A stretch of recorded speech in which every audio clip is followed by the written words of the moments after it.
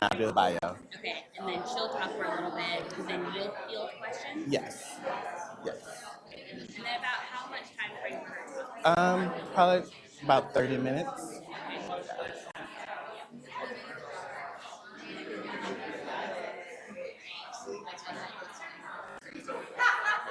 We're good to go. Good afternoon, everyone.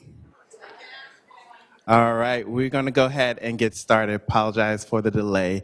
I have Theo to give us some insight about Global Citizen Circle.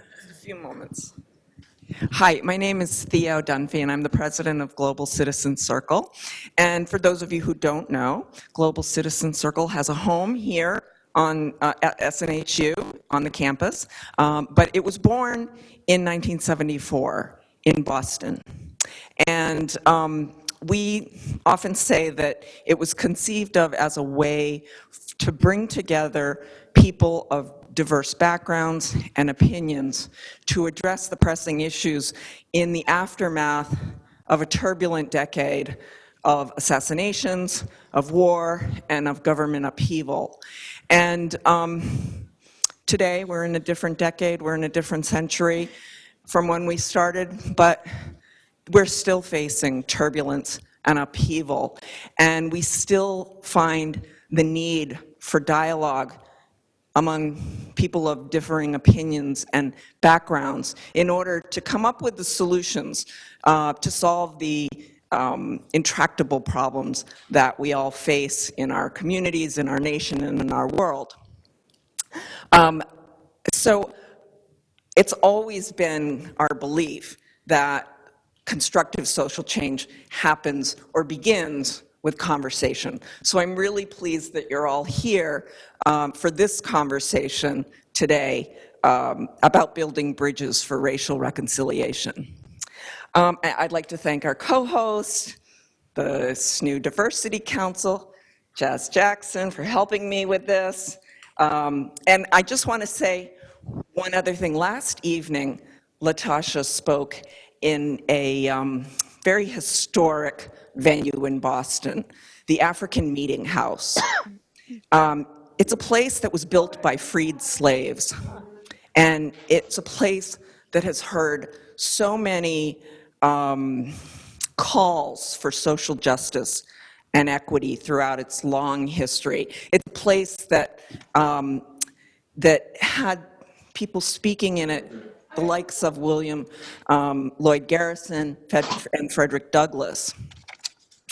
So I encourage you all to go. It's part of the the Museum of African American History in Boston. If you haven't been there, worth a visit.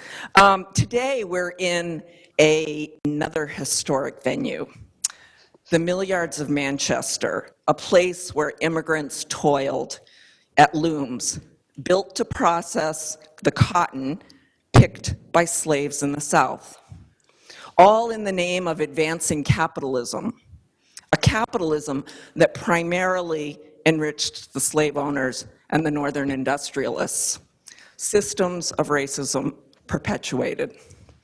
So today, Latasha Morrison will talk about these systems and about her work that calls for all of us to act, to be bridge builders as she has been for racial justice and equity. So thank you for coming, and I will let Jazz do the honors of introducing Latasha to you.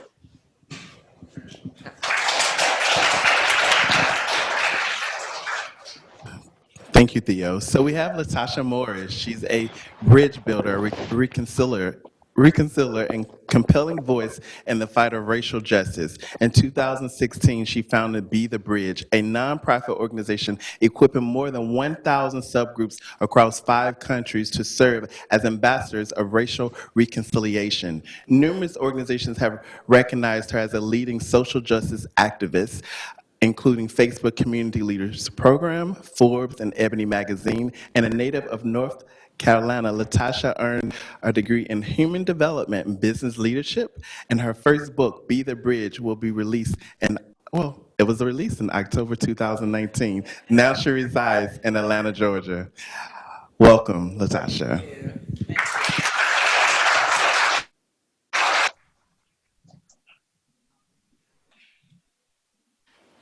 Okay.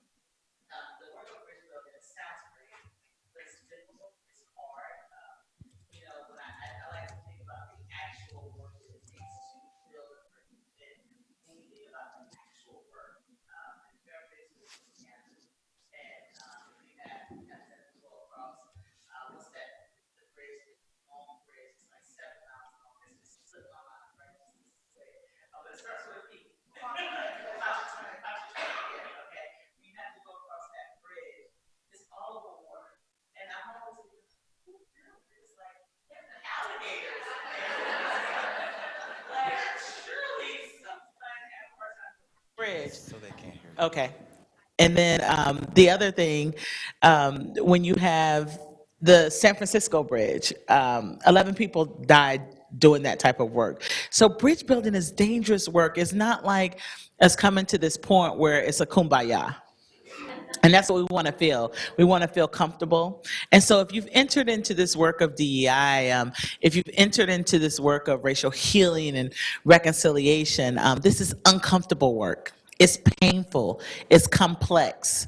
It doesn't feel good.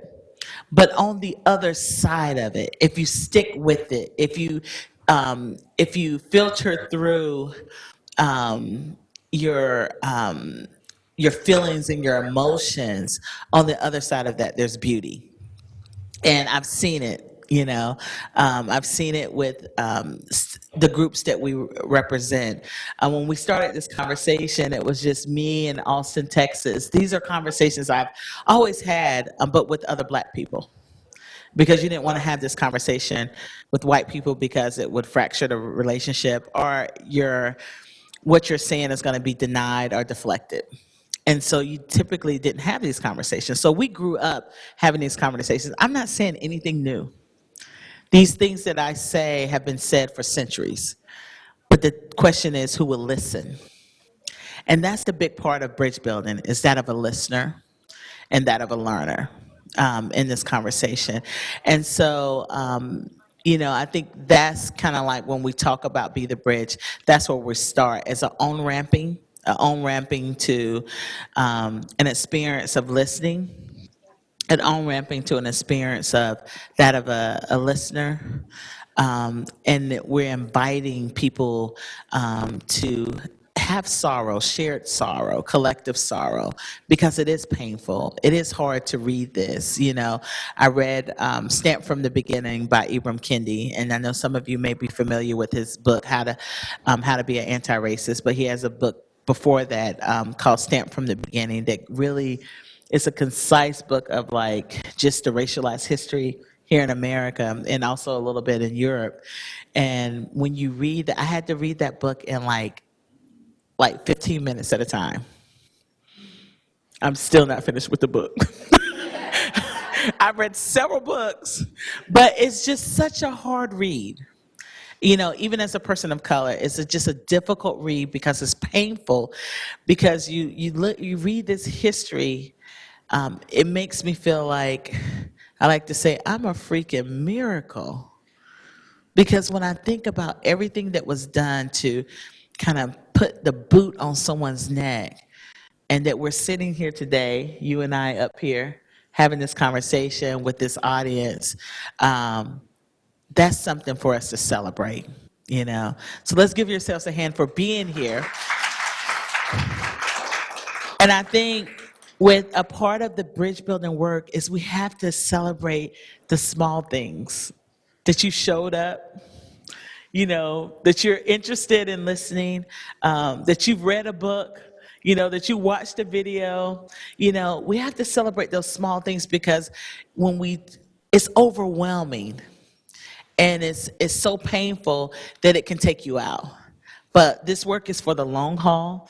We're not going to change things in a few years, but we are products, all of us in this room, of someone standing for truth and justice so that we can be here in this room together. You know, there was a time when we think about when this school was founded in 1932, I think you guys said, or that wasn't the case. But there was someone that imagined,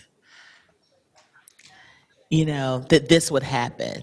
And so what we are the conductors, you know, the conduits of that vision and that dream of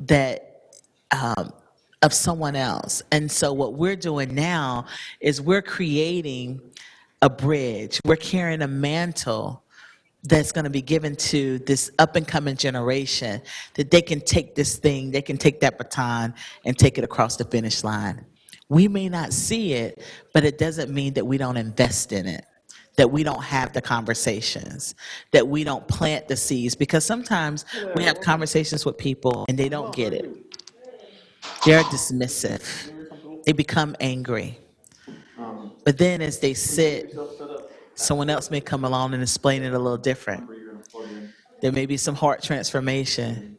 And then, aha, I got it. Because I remember a time when I didn't get it. You know, because I grew up different from my parents. I grew up in suburban America. I don't have the story of the child in the inner city that grew up. Um, my experiences, even with police officers, have never been negative. But it doesn't mean that I don't believe those stories of my friends and other coworkers that have different experiences, because we don't live a monolithic life. We don't all, it's not a universal experience. We all, depends on what part of the country, what community, what college you go to, what your experience would be. But I do know this, that when I went to college, I came from a very diverse community, a military town. But I went to college, that's when my life became the most segregated. That's when this divide that I felt, that white people didn't understand me and I was tired of it. And I can't tell you one white person that I met while I was in college. I went to a predominantly white school of 20, about 23, 25,000 now, but at the time it was about 18, 19,000 people. So it's a large college. I can't tell you one person unless it was a person that hung out with black people. So that's why this work on college campuses is so valuable and it's so important. And I'm so proud of the work that you guys have started. You're just getting started. You're just scratching the surface. It's going to be a long road ahead of you, but you're putting infrastructure in place. And it's going to make a difference in someone's life. If I had an environment where I could talk and talk about my identity, talk about my experiences, and somebody was listening in college, there's a lot of things that I've gone through in life that it would have prepared me for when I left college, you know? And so that's what you guys are here to do. So that is who we are. We have online groups with Be the Bridge, where we create an on-ramping for people to have this discussion online. And some of you are saying, how in the world do you do this online? It's a private secret group. And you have to answer questions to get in there, and then you have to remain silent for 3 months in this group. And so that way we create this culture of learning and listening and respect and dignity. So that's one of the things we do. And then from there, people form offline groups. We have a discussion guide where people can start and have these discussions in real life. So what we want to see as it relates to empowering people toward racial healing, racial reconciliation, and racial equity, we're creating tools to help people do that and in order to do that. So now we can, I guess we're gonna ask some questions. Yes. So one of the things that was interesting that you brought up is people being dismissive of identity, as well as the challenges that people face. When you think about this work and the work of us as educators, how can we be better advocates to open people's minds and that concern? I think as educators, the best thing that you can do is start with yourself. You can't lead people where you're not willing to go personally. So this work starts with you. Some of the things that I had to work through are, stereotypes, biases that were planted in me, things that I experienced. And so in order to do this work of bridge building, I had to be honest about those things. I had to be honest that, you know what? I didn't trust white women. And I mean, and I'm giving you that example and saying this in front of you because that's the courage it takes to be honest. Because you can't heal something cannot be healed when you conceal it. So you have to expose it so that you know what you're dealing with and say, okay, that's a lie that I believed. And so where does that come from? Where does that narrative come from? Because that's a generalization.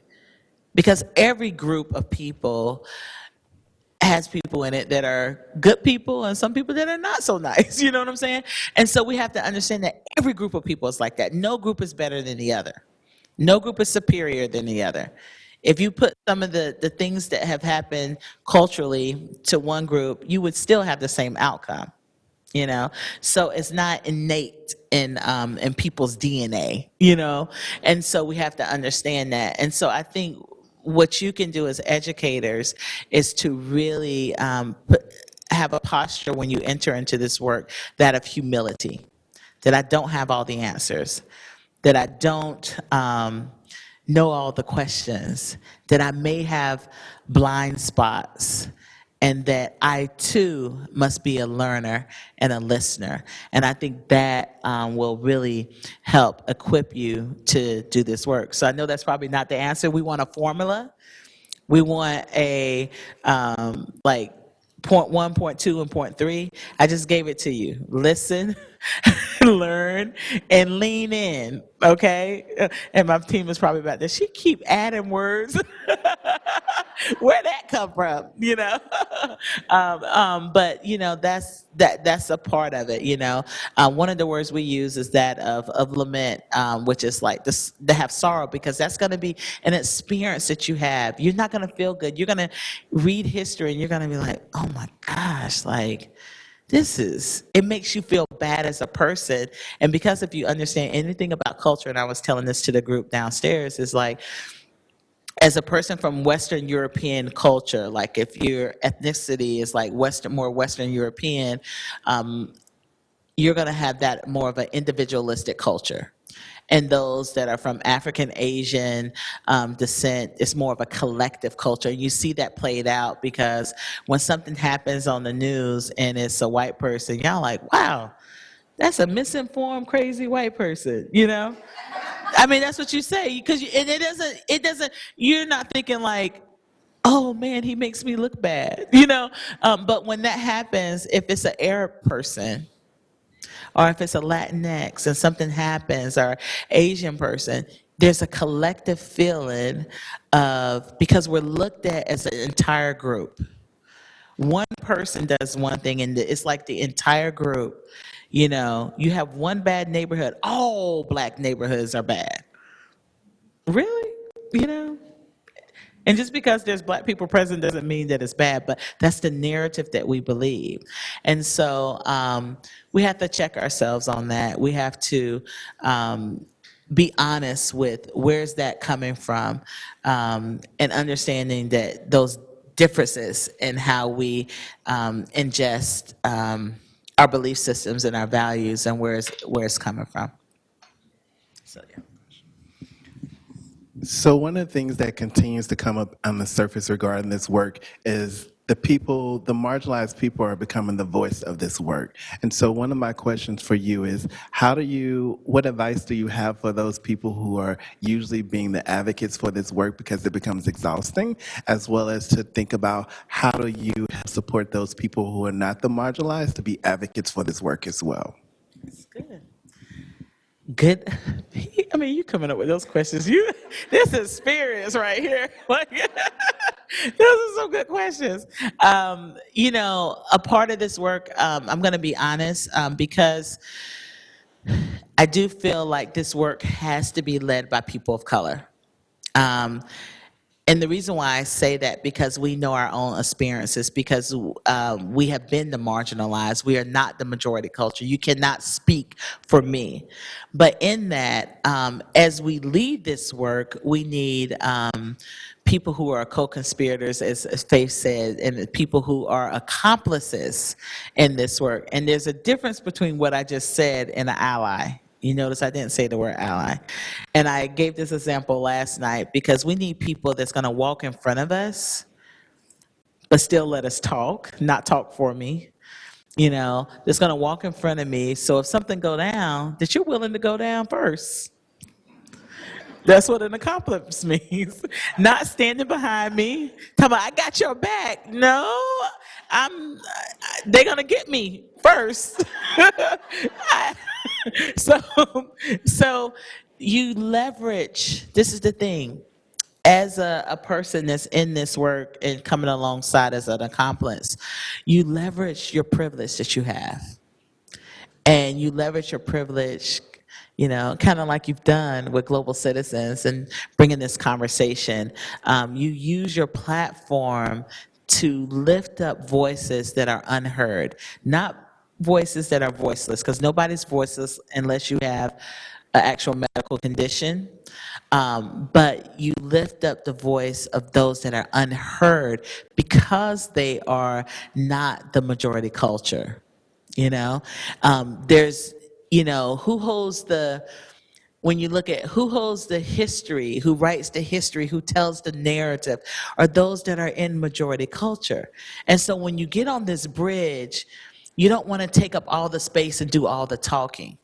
You want to get up the bridge and step aside. You're on the bridge.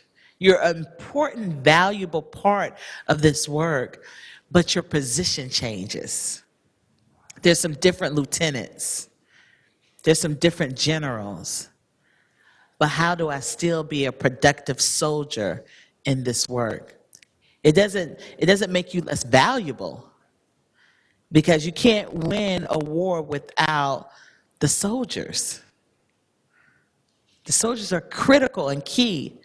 And so you become a soldier, but it's just a shift in power. And so that's the thing that you have to understand as educators in this. So as you have leaders of color on this campus, being able to glean from them, but also a soldier, you have to do your work. You can't just say, okay, when you're given an order, if you're taught something, you can't forget it. You got to learn. You got to learn your part. What's your role? You have to educate yourself. You have to work out. You know what I'm saying? Think about a soldier. Like there's a role that a soldier plays, and I don't know why I'm giving this in the terms of a military, but that's what came to mind. But just understanding the value of that the general is valuable, but the soldier is just as valuable. It's just a shift in power. And we're not used to that, especially if you're used to being the general, giving the order, you know, because of societal structure and privilege that we've had, it's hard in this work to fall in line. And so what I'm saying, you have to fall in line. And that takes humility. You remember I said that one of the first things you have to start out with is humility. And I don't know about you, but I feel like I know everything, you know, a little bit about something. I'm a know-it-all, you know, but I know that about myself. And sometimes I have to take a step back because there's some other people that know things more than me.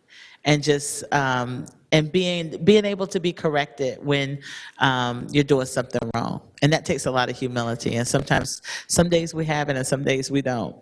But we want to have it as more often than not.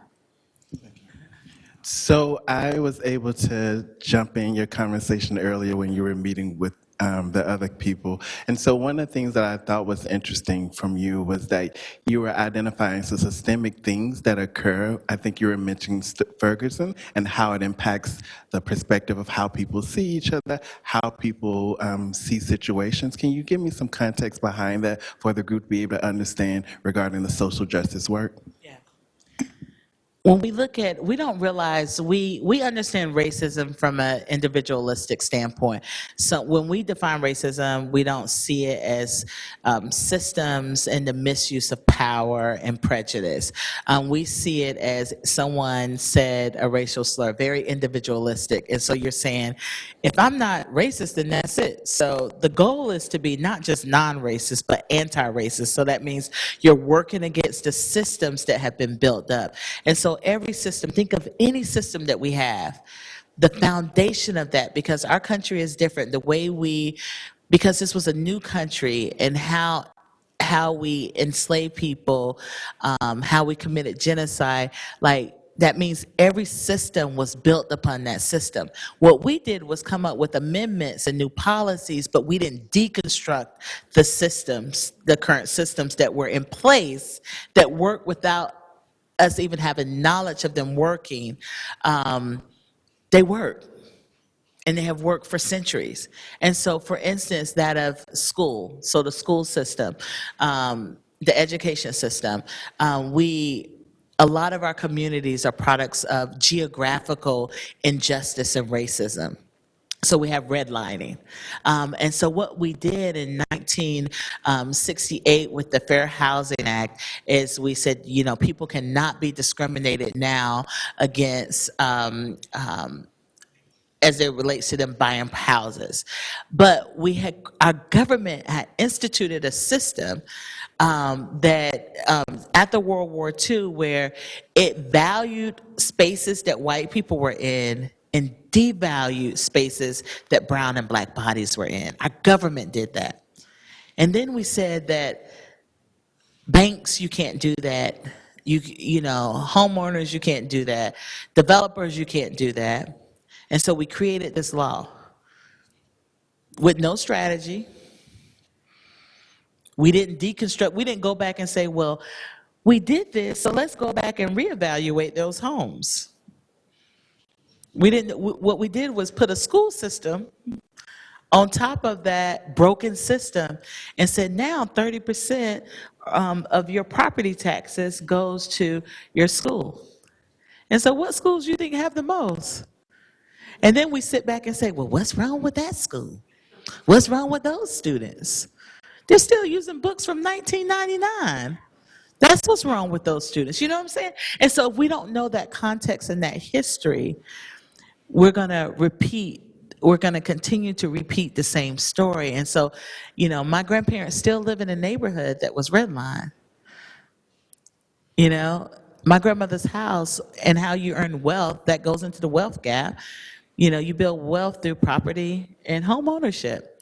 So if my grandmother paid $20,000 for her house back in the 60s, and it's only worth $50,000 now, but if it was in a different part of town, it would be worth $150,000.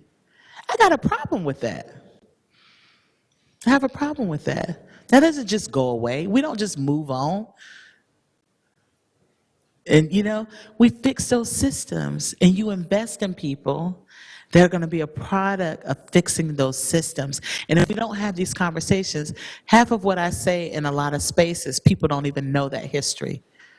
And there's a book called The Color of Law that talks about that, that really breaks that down. We have to educate ourselves. And so therefore you have to be listening to people because it is their lived experience to understand this and to know this. We're not monolithic though, so just remember that.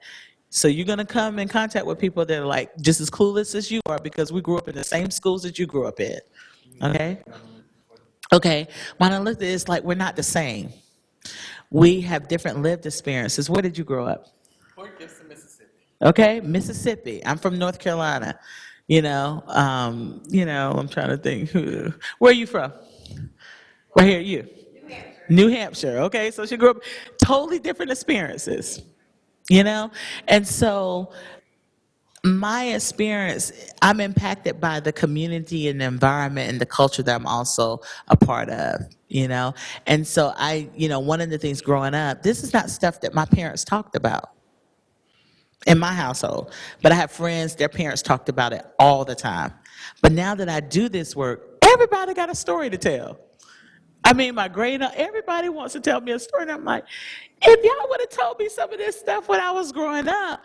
But you have to realize that a lot of our communities are traumatized.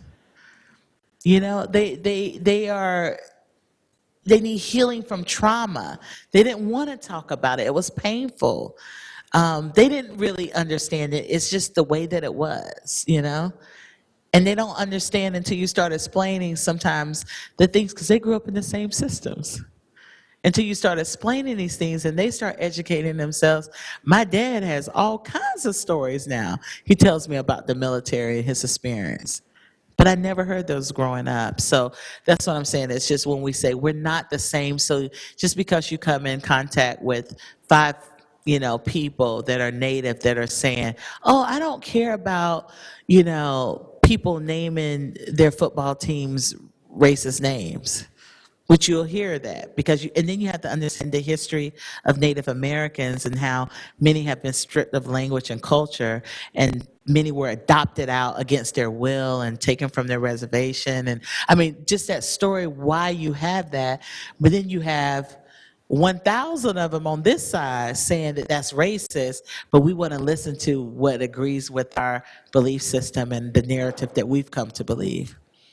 So those are some things. Did I explain that? Yeah. Okay. So I want this to be a conversation, and I know I saw some people with some burning questions. If you raise your hand, Larry will bring you the mic so you guys can ask your questions. Perfect, thank you. Hello and welcome, and thank you so much again for coming. I'm from Durham, North Carolina. Oh, hello. North Carolina. North Carolina. And thank you so much for your message and your passion about this work, because sometimes I feel like, when we're very passionate, we can be misunderstood. Yeah. What do you think about being from down south, as I'm from down south, and when we look at different geographic regions and the perception of the South has a great value of historically Black colleges and universities, right? African American higher education as well as overall higher education. And so with your travels around the country, do you think that people perceive you a little differently because you are from the South, and how do you debunk those myths of education, empowerment, and ability? Wow, that's a good question. Being from the South, I don't know. I think because I'm a large Black woman, people just tend to listen. I mean, I'm just gonna be honest. I think, speaking with a level of confidence and passion, but also grace and love. I think I can say some hard truths, but I say it in love. Like I sit here and I have these conversations in a room that's predominantly white because I love people deeply and I care about this work and I want to see everyone flourish, not just one group. I don't want to just see African Americans flourish. I want to see natives flourish. I want to see, Asian community flourish. I want to see everyone flourish. And I think when you speak with that passion, I think we know that that's the right thing to do. And I think that part of us agrees with that, you know? And so I see across this country where people don't have answers and they're looking for answers. They see the divide, they see the polarization, and they want to be a part of the solution but don't know how. So I think coming in and doing the work that we do, we're giving people an on-ramp to how, so they're a little receptive. Now, the other part of that is everybody's not going to want to do it. Everybody's not going to receive it. That's not my problem. I'm going to go with the movers and shakers. And guess what? You're going to miss out because we're moving forward. And there was a lot of people that didn't march. There were a lot of people that were not abolitionists. There were a lot of people who were not anti-slavery. But that institution was broken without majority people. And so the same way that we're pushing for it, you know, for racial healing now and racial equity, and bringing light to the inequities and disparities, you're going to miss out. And so do you want to be a part of this truth train and this healing train? Then come on board. But if you want to sit on the sidelines, sit on the sideline. But we're going to win the championship. I might not take us to the playoff, but I'm going to get us halfway there. Somebody else will have to pull up the rear, you know? Or I may get tired and have to sit on the sideline for a little bit, but I'm going to jump back in. And it's all right to take a pause. It's all right to reflect. It's all right to say time out, you know, like when you're playing the game, like time out, you know, let me catch my breath. It's all right to do that. That's called self-care. And so know that that's a part of the conversation. But one of the things I want people to realize that the South, you had Jim Crow. The North, you had James Crow. Because if it was so much better in the North, don't you think there would be more black people in New Hampshire? I mean, just think about it. There's a reason why people are not here, and it's not just because it's cold. For freedom, I will go to cold. I mean, people went to Canada, you know, Chicago, different places. So you have to think about what infrastructure was here that wasn't welcoming. And how do we now fix some of that infrastructure and the foundation? So that means you may have to do a little bit more, you know, on self. So those are just some of the things. But I like to let people know, because a lot of people think, oh, you know, I grew up in New York. We didn't have that. Why do you think you have the barrels the way they're set up now? You know, Chicago, all of those places, it was James Crow and Jim Crow, brothers. And now we got Chad Crow, gentrification. So, yeah. Go ahead, Bethany, with the online question. Yeah, I'm moderating for our folks online. And wanted to read a question from one of our folks. This is from Kurt. And it says, between our speaker and the Global Citizens Circle and our own Diversity Council, do we have inroads with local communities of color who we could use our energy and enthusiasm to be instigators and accomplices?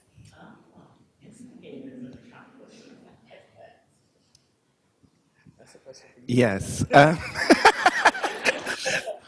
I'm not sure we have a clear answer on that. I think the work that we are doing currently within the Diversity Council really focuses on building intercultural competencies, and that's within the institution for our employees, our faculty, and our staff who have such a large impact on the students the learners that we serve.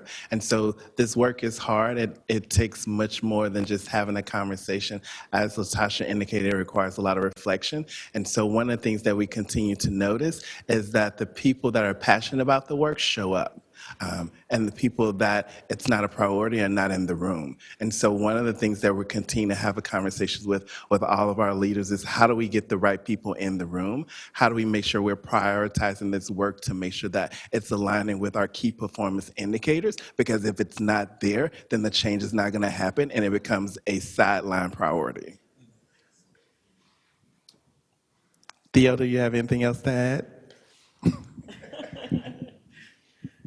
Well, as far as Global Citizen Circle goes, our work is here in New Hampshire. It's regionally, we do things in Boston, and it's global. And so we did a program in South Africa in a black township and had an opportunity to have wonderful conversations with some young people in particular who were living in this township and struggling with lots of the issues that they had and doing mightily.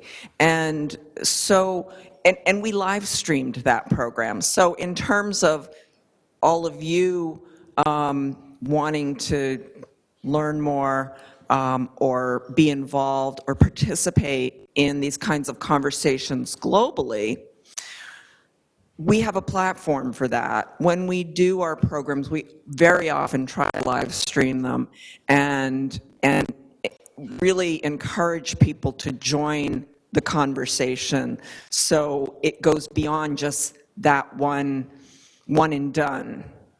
And so that's how I would answer that. And I would encourage anybody who's interested in receiving the information about Global Citizen Circle to go on our website. It's just www.globalcitizencircle.org. Thanks. Do we have any more questions in the audience? Okay. Go ahead. We have one right there. Hey, so quick question. Whenever we see, like, in a friend group where you've got black people, other minority groups and whatnot, and people are making racist comments and things like that, even if they're like really subtle or whatever, what is the best way to engage with those people when none of them are really close friends? So, Yeah, if that was happening to you, what would you want someone to do? personally, I would like somebody to speak up and say something. Exactly. But I've talked to other people, and they're like, oh, like, you might create a scene. Maybe the other person's not willing to deal with that kind of conflict right there. And so I'm always like, I don't know what to do. So I tend to talk with people afterward if I'm more comfortable. I'll be like, hey, what was going on there? And things like that. Yeah, But I think there's two things. I think that's a both and. I think in some cases you have to use wisdom. Okay, is this going to embarrass the person, or where is this happening? You got to assess all that. But I think addressing it, whether you address it right in that moment. And I also feel like when people do things publicly, but it depends on the person's personality if they're going to be receptive to it, where it can create even more problems, or either, like you said, handling it after, say, hey, I just want to bring to your attention what you just did, and then also following up with the person that it was said to, and making sure that they're okay, and really affirming them also that, I'm in front of you. I don't have your back, but I'm in front of you. And, what would you like me to do in that situation? So sometimes you can ask that question because sometimes it's embarrassing. And especially if you're in a predominantly white space, you want to have friends, you're trying to get along, you're trying to survive, you're trying to thrive, you're wearing this mask. You're so used to it sometimes because if you grew up in an environment, you're so used to it, you downplay it. You don't even know how to respond. But it's something that creates a scar on you for the rest of your life, the words that you remember. And so you have to take that into account. And so you remember I said you're a soldier. And so a part of that is taking into account that, one of the soldiers is wounded. We don't leave a man left behind. So how do we handle that? So even if that person is going to feel embarrassed or anything, going to that person and to the side, letting them know, and then letting the other person following up and said, hey, I had a conversation about such and such saying that comment. That was very racist. I know you're probably used to hearing it, but that's not going to happen on my watch. because you never know how the person will react, because they may just downplay it just because they want to get along.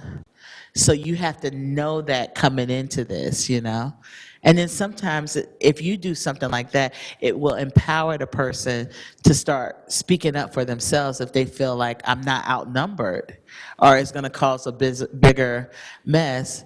And then it's like those people are not really your friends as they keep saying things that's offensive like that. So yeah, so I think correction, because silence enables. Okay. Thank you. So as we close, you've given us a lot of information to think about regarding experiences, regarding stories, regarding systemic problems. And so we have a lot of soldiers in this room, as well as online. These people are here. They came to hear your story and your insight.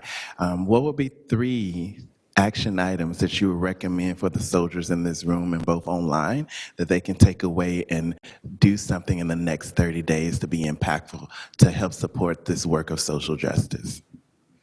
Okay. So, oh, great. That's good. One thing I would say is be a listener in this room. Educate yourself. Making sure you're looking at documentaries, that you're reading books about other groups of people, other ethnicities, stories, that you follow people on social media that don't look like you. Check the books that you have and what authors are you reading and who do they look like and where they're getting their information from, and expand that to globally. Where it's not just all Western ideology that we're getting, but we're expanding that to other, writers and influencers, you know, that's a part of that. So you want to be a listener, you want to educate yourself. And I think the other thing that I would tell you to do, I don't know, this is coming to mind in a sense where check in with people. Check in with people that are in your life. How are you doing? How are you processing this? I know it could be hard and difficult in this type of space. How are you doing? Are you okay? Let me get you coffee. You know what? I'm going to give you a gift card to go get a massage or to go get a pedicure, or I'm saying all female stuff. Because, I mean, I don't know. I don't know what. But I mean, guys like pedicures and, we all like the same thing. We like to pamper ourselves. We like coffee, you like a smoothie, you know what I'm saying? But do something, nice to encourage people in this work and encourage each other to keep going. Like you said, like in this room, the people who want to do this, they're going to show up.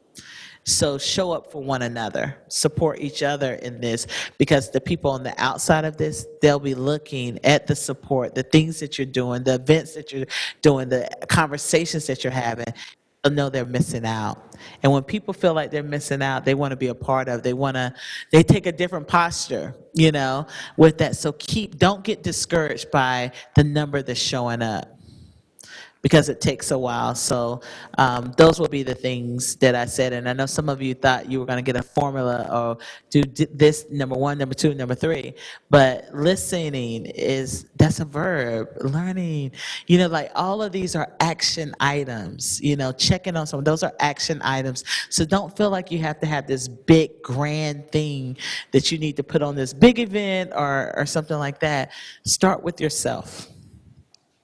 Start with yourself, because as we work on ourselves, the places that we intersect, our communities, as we change and transform, those places will change and transform, because it's people who change policy. It's people who change culture. And so as we change, those things will change also. So on behalf of the Diversity Council and Global Citizen Circle, we want to thank Latasha as well as everyone who attended this event. The real focus of the work that we're doing is to continue to provide safe spaces in which people can have conversations about things that make people uncomfortable.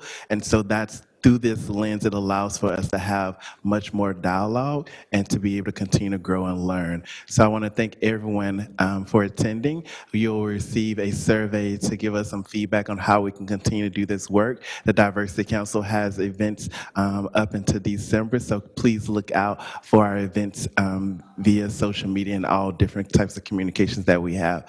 Thank you guys, and we appreciate you guys for attending. Thank you, Latasha, for being here.